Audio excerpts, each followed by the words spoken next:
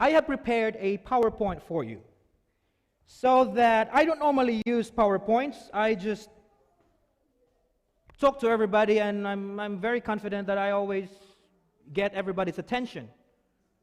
I don't rely on PowerPoints every time I speak. But for some reason, every time I speak a topic that is very dear to me and dear to us, trust me, we could all relate to this. Don't be oversensitive, because sometimes Christians, we are very used to sermons that are sugar-coated. Are you with me? Yeah, I'm happy with that, with sermons with God give you the blessing, and if you give your life to Jesus, life will be good, and all these things. It's true. But sometimes in our spiritual lives, we need awakening a little bit. Yeah, sometimes truth hurts, but the Bible, truth hurts, but truth will set you what? Free. All right. Mind you, don't be offended by this. It's not just for you, it's for me as well. I'm not perfect. I'm just like anybody else. Now, if you look at the picture, what's the first thing that will come into your mind? Sorry? Yeah, gossip. I should have told a different story. Yeah. Sorry, sir? Oh, yeah, thank you. Yes. Thank you very much. Gossip. There you go. The picture is very self-explanatory. Now, there's a lot of people who enjoy doing these things. Now, if you like to talk about someone, if you're interested in someone's story, if you're interested in someone's business, if you want to know someone's business and what's happening in their lives, whether good or bad, you might be suffering from a condition called what? Gossiper.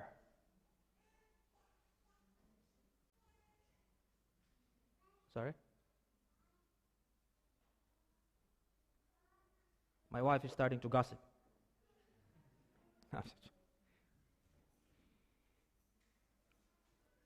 Or a backbiter.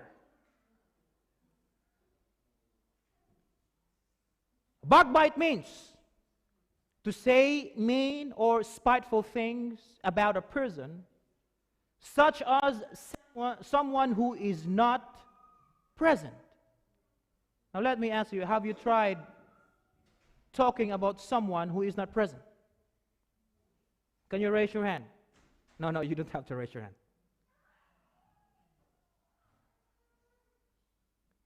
Now, there is what we call in English called nosy. Now, I don't know what's the term in a region. I can't find it.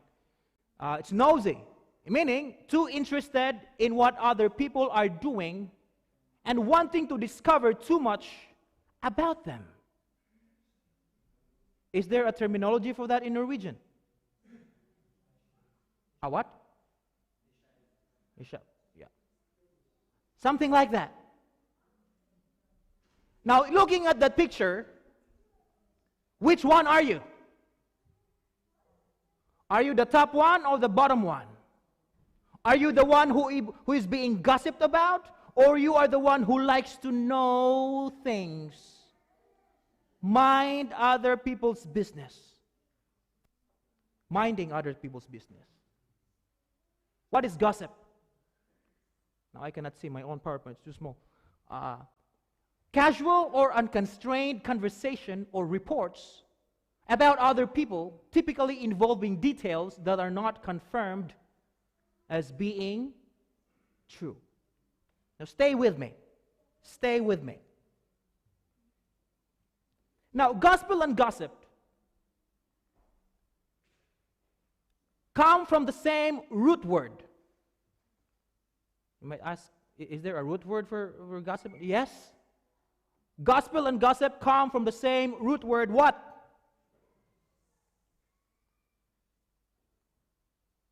To spread. I didn't put it in the PowerPoint right there. I don't know why. The root word for gossip and gospel is to spread. Now, that's what we're talking about today. Gospel versus gossip. Now let's look at the difference. Gospel. What is gospel? Spreads good news and never hurtful news. The sensitive stories of others always magnify God. What is gossip? Spreads any kind of news. The person talking is seeking a platform by which the attention of others is on them, and it doesn't glorify God. It hurts the one whom you talk about. Are you following me? Gospel. The motive is to promote God. The only place Christ sought recognition or approval was from his Father. So it's about God. Gossip, on the other hand, is about you. Yes, you are talking about the person, but it's about you. You're making yourself look good while you're making others look bad. That's the difference of gossip and gospel. The third difference for gospel and gossip is confidentiality. To comply with the wishes of others is always the primary concern. If you spread the gospel, you don't mind other people's stories and businesses. You share to others your story, God's story, and the message of God, not share it to others. But gossip, you share their stories to others, not for them to look good, but for them to look bad and for you to look good.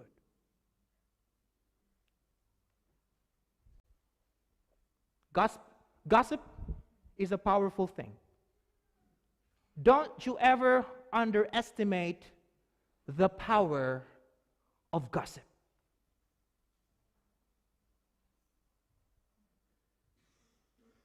Now, there's a story of three pastors. Now, one day, these three pastors came together to just chill out and hang out with each other. Now, one pastor shared that he said, "You know what? Do you find it amazing that people sometimes come to us and share their personal stories?" And the other pastor said, "Yeah, it is amazing actually. But it's good because you can advise people and you can pray for people." And the other pastor suggested, why don't we share it with each other? You know, the three of us, we can share our shortcomings and our weaknesses. It's good for us. The other pastor said, "Yeah, that's a good idea. Why don't you start?" And the pastor said, "This is my secret, actually. Every time after I preach or after a long week's pastoral work, you know, sometimes I would go up on the balcony and drink alcohol, you know, a little bit, you know, to to relax." And the two pastors were like, "Oh, wow, really?" I said, "Yeah. How about you?" That was it. My weakness is, you know, if I'm stressed, I would drive in my car and to the park or somewhere, and I smoke a little bit, you know, just to, you know, to relax, brother, to relax. And so the third pastor was asked, "How about you? You were the one who initiated all of this. What's your weakness?" He won't answer anything. I said, I'm not sure. He said, "Come on, tell us, what's your weakness? We've shared ours." And the other pastor said, "No, my weakness is gossip." In fact, I cannot wait to get out from here and share what you've shared to me to others. It might be a funny story, a bit silly, but there's a lot of people in our churches suffering from gossip. They just can't hold it. They just can't help it. They just love to talk about others. It seems to give them such a relief, enjoyment, and fun.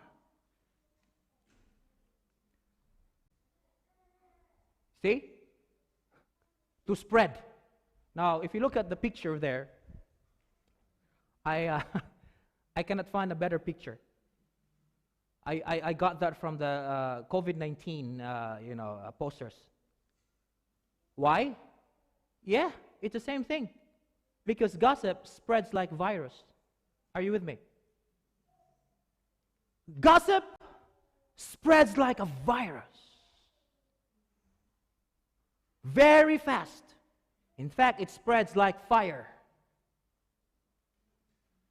Now, usually, when you try to talk about someone, when you talk about someone else, usually it's not for the good reason.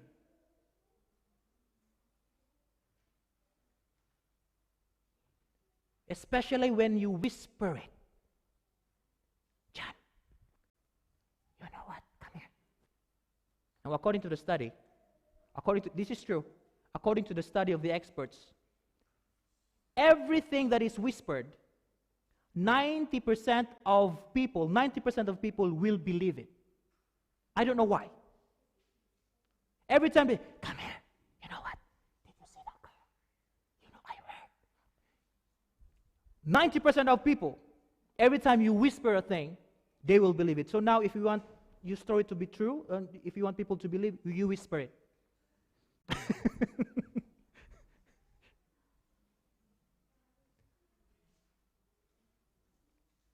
Now, here we go.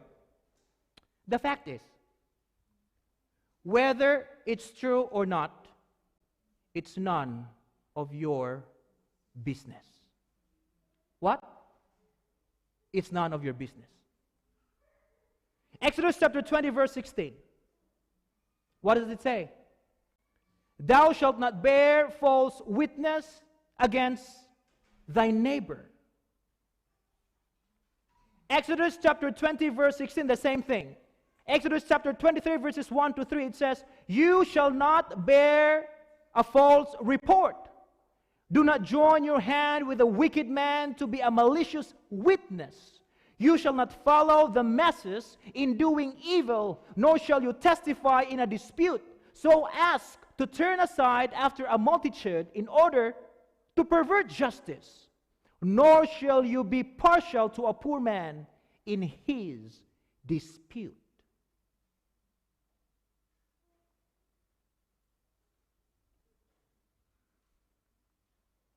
That is very tiny. But let me read it right here. Counsels for the church. There are unruly tongues. Oh dear, that is scary. There are unruly tongues among church members. There are false tongues that feed on mischief. There are sly, whispering tongues. There is tattling, impertinent, meddling, adroit quizzing. Now, I don't know those words. You can Google it. Among the lovers of gossip, some are actuated by curiosity. Others by jealousy, just like my story.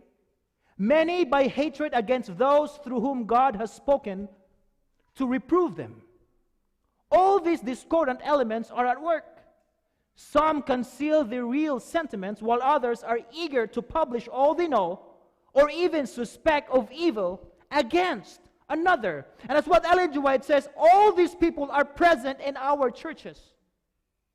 It could be me. It could be you.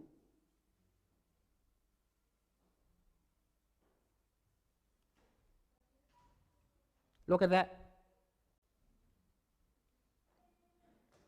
According to the Upward Look by Ellen G. White, it says, envy, evil surmising, backbiting, and fault-finding, let this not be named among Christ's disciples.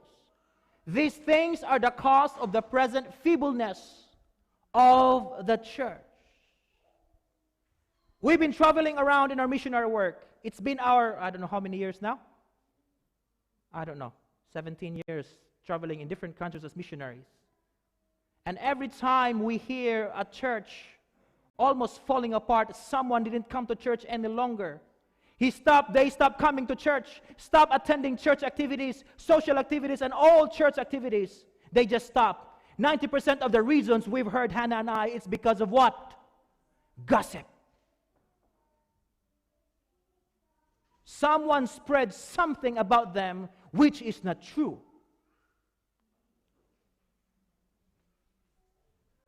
I told you already that gossip is deadly, not just physically, but spiritually.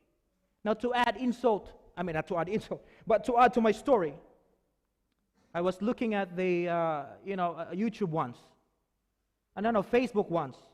There was a headline there in America that a teenager committed suicide. She killed herself. She hanged herself. And there was a note there behind her bed. When the police came and they read the note that says, it's about the girl. The reason why she killed herself is because she doesn't want to go to school anymore. Because one of her friends spread gossip about her, which is not true. And every time she goes to school, she's bullied. It's just start with one person spreading something which is not true about her, and she killed herself. Gossip can kill people physically as well as spiritually. Be careful. According to mind, character, and personality, gossip and tale-bearing and revealing of secrets and dissecting of character separates the soul from God. It is death to what, everybody? It is death to spirituality. Now, come on. You might be thinking that you're talking about someone, you're hurting them. Yes, at some point you are. But somewhere along the way, you keep on doing things, you keep on gossiping, you will die spiritually.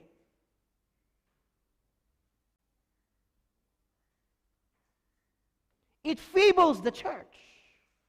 It breaks the church apart. Be careful.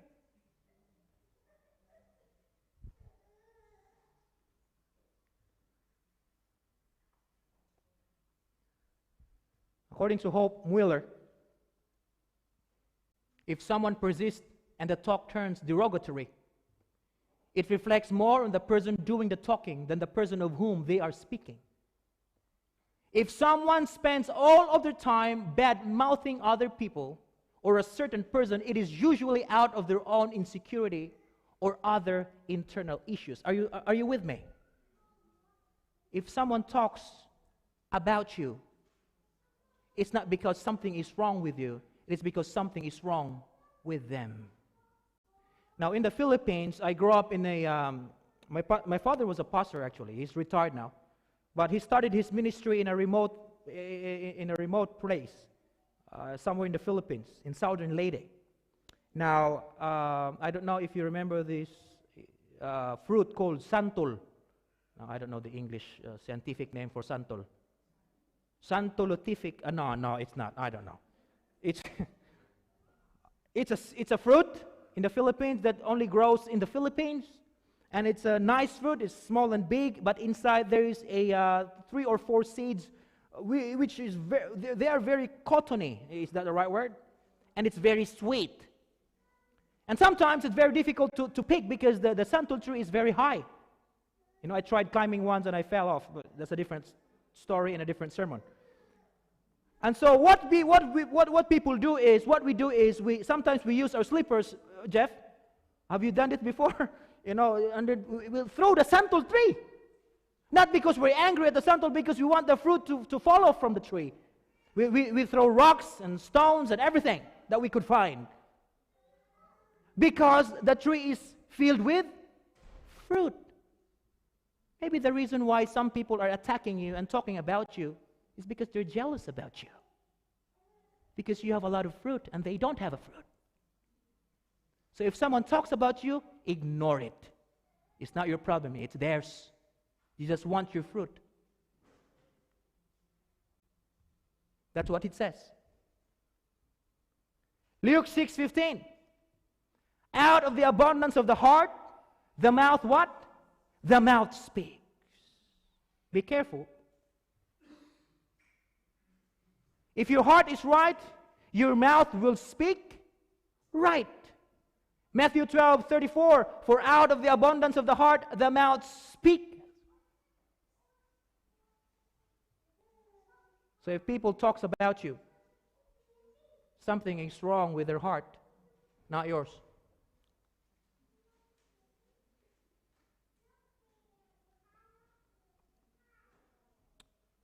According to an unknown author, that's why they are called backbiters. Because backbiters will always remain at the back. They talk about you because you're in front. That's why they talk about you, because they're behind you. They're jealous about you. Another unknown author said, don't worry about those who talk behind your back. They're behind you for a reason. There's a reason why they're behind. There's a reason why you're in front. Proverbs 19:5, it says, a false witness will not go, what, everybody? Unpunished. And he who speaks lies will not escape. Friends, brothers and sisters in Christ, if you practice gossiping, backbiting, I appeal to you, my brothers and sisters in Christ, stop. Time will come that we will reap what we sow. Because a false witness, a gossiper, a backbiter will not go unpunished.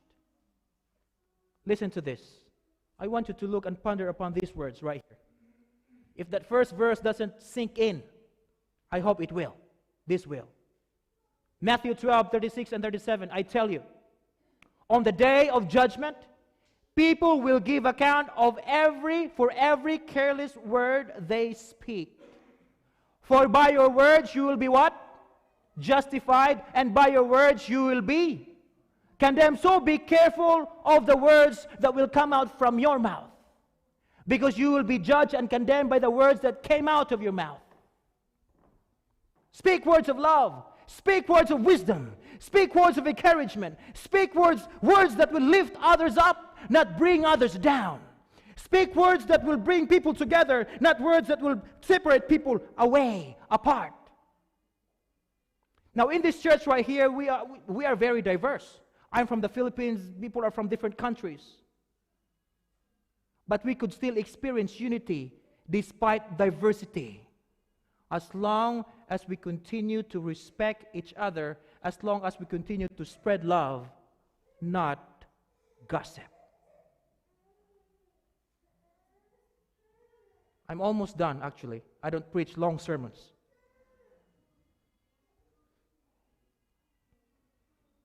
Ephesians 4:29. Do not let any, what?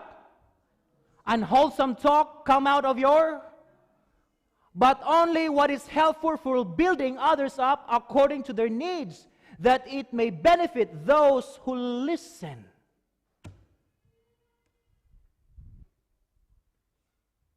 A wise man once said, before you say something, before you express your thoughts, think about these things. Are the words I'm going to share will lift him up? Are the words I'm going to share encouraging? Are the words I'm going to share helpful? If not, keep it to yourself. Before you share stories, think about those things. Is it good? Is it inspiring? Is it a blessing? If not, keep it to yourself. 1 Thessalonians 5:11. Therefore, encourage one another and build each other up. Philippians 4:8. Finally, brethren, whatever things are true, whatever things are noble, whatever things are just, whatever things are pure, whatever things are lovely, whatever things are of good report, if there is any virtue, and if there is anything praiseworthy, meditate on these things. If you have something in your mind that you want to share, think about these things first. Is it noble? Is it pure? Is it lovely? It is good? Is it praiseworthy? It is worth meditating upon? If not, keep it to yourself. You might save someone else. In fact, you might save yourself.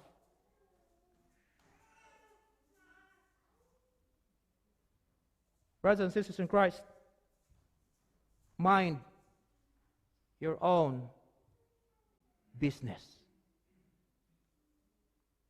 Nothing will bring you greater peace than minding your own business.